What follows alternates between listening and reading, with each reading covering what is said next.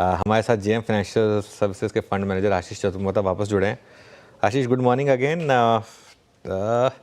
क्या कुछ साइन बन रहे हैं आज जिस तरीके की आज ये मार्केट है कि निफ्टी ग्रीन में है, एक दो सेक्टर्स अच्छा कर रहे हैं, लेकिन मिड कैप में ब्रूटल करेक्शन आ रहा है, ये कुछ मार्केट के टेक्सचर को लेके क्या कह रहे हैं, क्या भी होगा आपका? गुड मॉर्निंग अनुज। बिल्कुल, तो देखिए मेरे हिसाब से मार्केट का टेक्सचर क्लियरली इंडिकेट कर रहा है कि बाजार में एक शिफ्ट हमें देखने को नजर आ रही है, और वो शिफ्ट कहीं ना कहीं उन सेक्टर या कंपनी से आ रही है जहां पर पे सबसे बड़ी या सबसे ज्यादा हमें रैली देखने को मिली।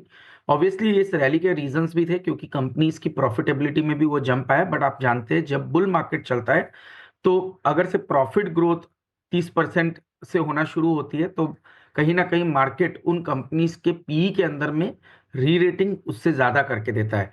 अब जब हम देख रहे हैं कि एक स्लो डाउन का फेज आ रहा है तो इन्हीं स्टॉक्स में, इन्हीं सेक्टर्स में एक जबरदस्त डी रेटिंग हमें देखने को मिल रही है पीई के टर्म्स में। हो सकता है कि प्रॉफिट में कोई बहुत ज्यादा गिरावट देखने को ना मिले, पर क्योंकि जिस तरह की ग्रोथ हमने पहले देखी वो अब इसमें देखने को नजर नहीं आएगी, और जिसके चलते डी रेटिंग हमें देखने को नजर आ रही है। दूसरा, कहीं ना कहीं सेफ्टी की तरफ बाजार जा रहा है, तो आप देखेंगे एफएमसीजी जो कि एक क्लियर अंडर परफॉर्मर रहा पिछले 2 साल से 3 साल के फेज में, वहां पर पे अब कहीं ना कहीं प्राइस स्टेबिलिटी आना शुरू हो गई, तो वहां पर पे आपका करेक्शन काफी लोअर लेवल पे हमें देखने को नजर आ रहा है।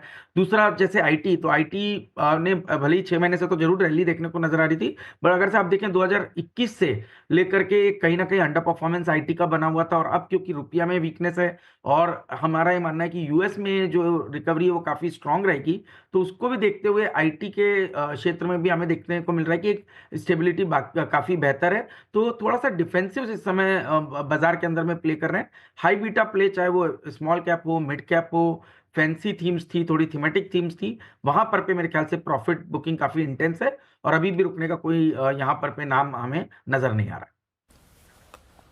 नहीं, अच्छा आशीष, छोड़ते हैं स्टॉक्स की बात। अभी आप अपने फंड्स पे कर क्या रहे हैं? I mean, no doubt pain वहाँ भी होगा, तो कुछ पैसा आप धीरे धीरे डिप्लॉय कर रहे हैं या फिर एंटायरली कैश पे हैं अभी?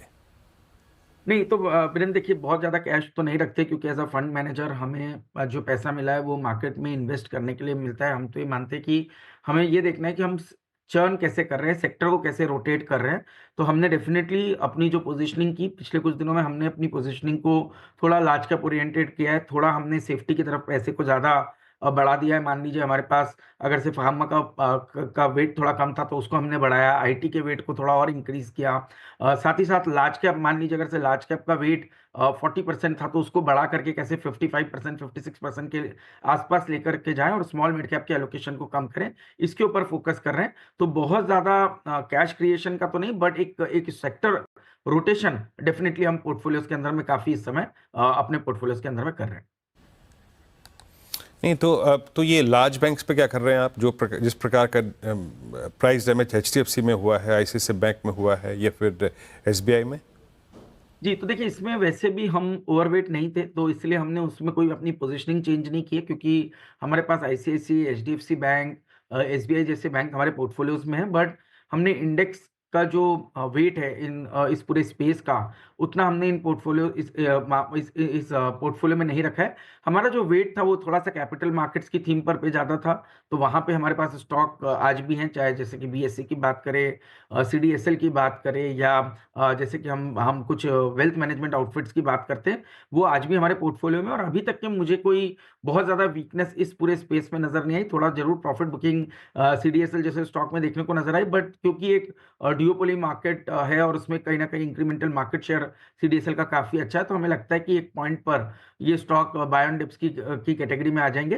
तो कैपिटल मार्केट्स की थीम पे हम काफ़ी ओवरवेट बने हुए हैं। साथ ही साथ एक थीम और है जिसमें जरूर करेक्शन हमें देखने को नजर आया, बट हमें लगता है कि वो स्पेस काफी इंटरेस्टिंग रहेगा। वो रहेगा ईएमएस, इलेक्ट्रॉनिक मैन्युफैक्चरिंग स्पेस। तो आप देख रहे हैं गवर्नमेंट की प्रोडक्शन लिंक्ड इंसेंटिव्स का बेनिफिट क्लियरली ईएमएस प्लेयर्स या कंपोनेंट मैन्युफैक्चरर्स को मिलता हुआ नजर आ रहा है, और उस पर काफी फोकस भी गवर्नमेंट का बना है। तो क्योंकि ये साइज हमें लगता है जो अपॉर्चुनिटी साइज है $100 बिलियन का, वो बहुत जल्द $400 बिलियन तक पहुंचेगा। तो 30% की केगर ग्रोथ इस स्पेस में नजर आएगी। तो इस स्पेस में हम आज भी ओवरवेट पोजीशंस बनाए हुए हैं। तो डिक्सन के फिर नंबर्स को और मार्केट के रिएक्शन को आपने कैसे देखा फिर? नहीं, बिल्कुल अनुज, रिएक्शन काफ़ी इंटेंस है और आप देखेंगे कि सेलिंग जो है वो काफ़ी अक्रॉस द बोर्ड हमें देखने को नज़र आ रही है।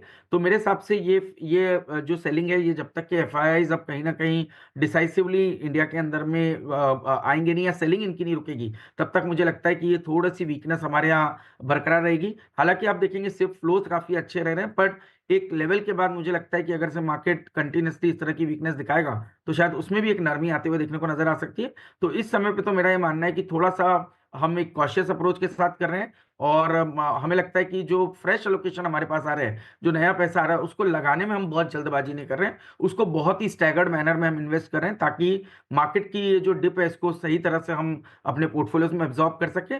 जो पुराने पोर्टफोलियोज़ हैं, देखिए वहाँ पर भी तो ऑलरेडी रिटर्न्स भी अच्छे, तो वहाँ पर पे जो एब्ज़ॉर्प्शन कैपेसिटी होती है, वो थोड़ी बेटर होती है। तो वहाँ पर पे तो कोई बहुत ज़्यादा चेंज नहीं कर रहे, बट डेफ़िनिटली जो नया पैसा आ रहा है, उसको काफ़ी स्टैगर्ड मैनर में इस समय डिप्लॉय कर रहे हैं।